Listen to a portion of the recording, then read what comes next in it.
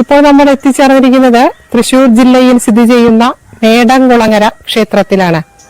ഇവിടെ ഒരു ശാസ്താക്ഷേത്രവുമുണ്ട്, പിന്നെ ഒരു മഹാവിഷ്ണു ക്ഷേത്രവുമുണ്ട്. മേടംകുളങ്ങര ശാസ്താവിന് ഒരു വലിയ പ്രത്യേകതയുണ്ട്.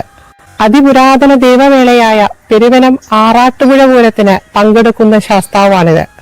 അതിനാൽ തന്നെ അതിപുരാതനമായ ക്ഷേത്രമാണ്.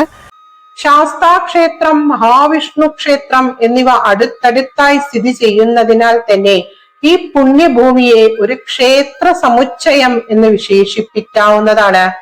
1444 വർഷങ്ങളുടെ പൗരാണികതയാൽ ധന്യമായ അതിപുരാതന ദേവസംഗമ മേളയായ പെരുവനം ആറാട്ടുപുഴ പൂരത്തിന്റെ പങ്കാളിയായ മേടംകുളങ്ങര ശാസ്താക്ഷേത്രത്തിൽ അത്യപൂർവമായൊരു വഴിപാടുണ്ട്.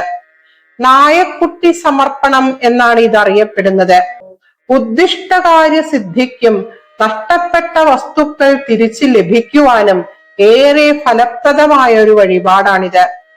മേടംകുളങ്ങര മഹാവിഷ്ണു ക്ഷേത്രത്തിൽ കിഴക്ക് ദർശനമായി മഹാവിഷ്ണുവും നരസിംഹമൂർത്തിയും പടിഞ്ഞാറ്റ് ദർശനമായി മഹാദേവനും വെവ്വേറെ ശ്രീകോവിലുകളിൽ കുടികൊള്ളുന്നു.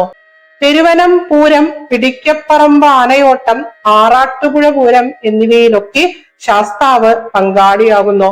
ലോകവീരം മഹാപൂജ്യം സർവരക്ഷാകരം വിഭും പാർവതീ ഹൃദയാനന്ദം ശാസ്താരം പ്രണമാമ്യഹം.